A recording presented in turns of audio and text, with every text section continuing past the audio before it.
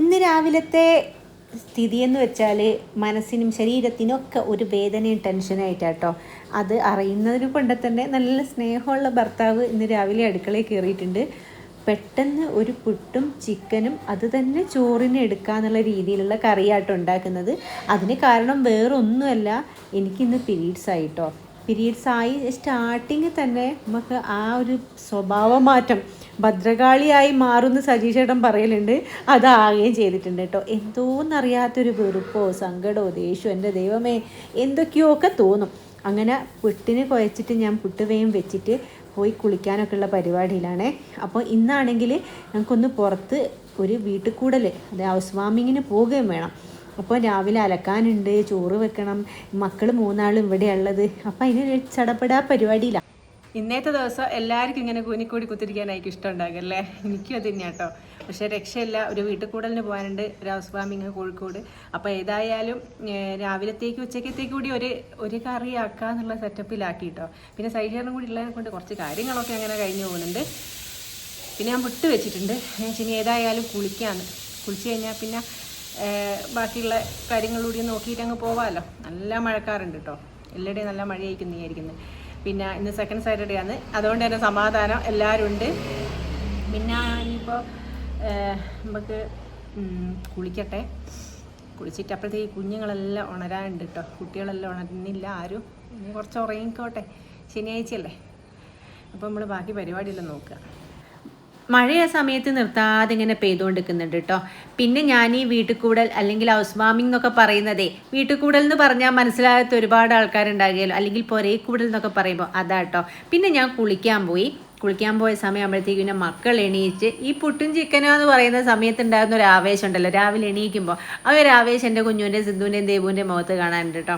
അപ്പോൾ ഒരു രാവിലെ തന്നെ വേഗം എണീറ്റ് വന്ന് എന്താണെന്ന് വെച്ചാൽ ഞാളങ്ങ് പോയി കഴിഞ്ഞാൽ പിന്നെ ഫുഡ് കഴിക്കാൻ നേരം എനിക്ക് ഭയങ്കര ഒരു ഒറ്റയ്ക്കാണല്ലോ ഇത്. അപ്പോൾ അത് വിചാരിച്ചിട്ട് ഞങ്ങൾ വിചാരിച്ചു ഒരുമിച്ച് ചായ കുടിച്ച് പിന്നെ ബാക്കി ഫുഡ് അവിടെ എടുത്ത് വെച്ച് കഴിഞ്ഞാൽ പിന്നെ ഓലെടുത്ത് കഴിച്ചോളുമല്ലോ.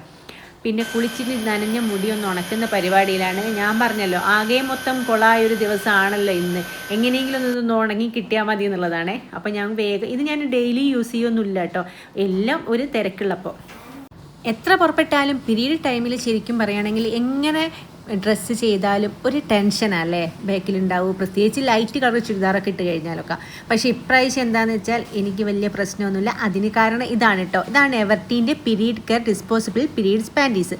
പാഡ് വെച്ചിട്ടുള്ള ഡിസ്കംഫർട്ടബിൾ ഒന്നും ഇല്ലണ്ടാവില്ല. നമുക്ക് ശരിക്കും ഒരു പാൻറ്റീസ് ഉപയോഗിക്കുന്ന പോലെ തന്നെ ഉപയോഗിക്കാം കേട്ടോ. അതുപോലെ തന്നെ ലീക്കേജ് ഉണ്ടാവില്ല. പിന്നെ ഫുൾ ബാക്ക് കവേർഡ് ആയിരിക്കും. അതുകൊണ്ട് തന്നെ സ്റ്റെയിൻ ആവുന്ന പേടിയും വേണ്ട കേട്ടോ. 360 ഡിഗ്രി കവറേജും അതുപോലെ 2x ഫാസ്റ്റ് അബ്സോർപ്ഷൻ ആട്ടോ ഇതിലുള്ളത്. ഇത് വളരെ സോഫ്റ്റ് ആയിട്ടാണ് കേട്ടോ ഉണ്ടാക്കിയിരിക്കുന്നത്. അതുകൊണ്ട് തന്നെ ബോഡി ഇറിറ്റേഷൻസോ റാഷസോ ഒന്നും ഉണ്ടാവില്ല. ഒരു പാൻറ്റീസ് ഇടുന്ന അത്രയും കംഫർട്ടായിട്ട് നമുക്ക് യൂസ് ചെയ്യാൻ പറ്റും കേട്ടോ. പിന്നെ ഈ രാത്രിയിൽ നമ്മൾ എന്തൊക്കെ ചെയ്താലും നമുക്കൊരു കംഫർട്ട് ആകാത്ത പോലെ തോന്നും, നീങ്ങിപ്പോകുന്നുള്ളത്. അപ്പോൾ ഇത് യൂസ് ചെയ്യുന്ന സമയത്ത് അങ്ങനെയുള്ളൊരു ടെൻഷൻ വേണ്ട കേട്ടോ. പിന്നെ പാഡ് മാറ്റണം എന്നുള്ള ഒരു ടെൻഷൻ വരികയല്ലോ. ഇത് ഒരുപാട് നേരം ലാസ്റ്റ് ചെയ്ത് നിൽക്കും. 2 സൈസിലാണ് അവൈലബിൾ ആയിട്ടുള്ളത്, മീഡിയം ടു ലാർജും ലാർജ് ടു എക്സലും. ഇതൊരു പാൻറ്റി ടൈപ്പ് ആയതുകൊണ്ട് തന്നെ ടോപ്പ് ലെയർ വളരെ സോഫ്റ്റ് ആയിട്ടാണ് ഉണ്ടാക്കിയിരിക്കുന്നത്. അതുകൊണ്ട് തന്നെ സെൻസിറ്റീവ് സ്കിന്നുള്ളവർക്കും എല്ലാവർക്കും ഒരേപോലെ കംഫർട്ടബിൾ ആയിരിക്കും കേട്ടോ. അപ്പോൾ നമുക്ക് ഏത് ഡ്രസ്സിൻ്റെ കൂടെ നല്ല കംഫർട്ടായിട്ട് ഇട്ട് പോകാം കേട്ടോ. Everteen period care disposable periods panties. അപ്പോൾ ഹെവി ഫ്ലോ ഉള്ളവർക്കും അതേപോലെ തന്നെ അത്രയും കോട്ടണിൻ്റെ സോഫ്റ്റ് ആയിട്ട് ഉണ്ടാക്കിയും തന്നെ ഒരു ഇറിറ്റേഷൻസും നമുക്ക് ഉണ്ടാവില്ല കേട്ടോ. നമുക്ക് എവിടെ പോകുമ്പോൾ വേണമെങ്കിൽ കൊണ്ടുപോവുകയും ചെയ്യുക, യൂസ് ചെയ്യുകയും ചെയ്യുക, അത്രയ്ക്കും കംഫർട്ടാണ്. അപ്പോൾ ഇത് വേണ്ടവർക്ക് ഞാൻ ഇതിൻ്റെ ലിങ്ക് കമൻറ്റ് ബോക്സിൽ ഡിസ്ക്രിപ്ഷൻ ബോക്സിലും കൊടുത്തേക്കാം. അങ്ങനെ ഞാൻ പോവാൻ ഇറങ്ങിയിട്ടുണ്ട്. കാരണം എന്താ വെച്ചാൽ നല്ല മഴയുണ്ട്, വേഗം പോകണം.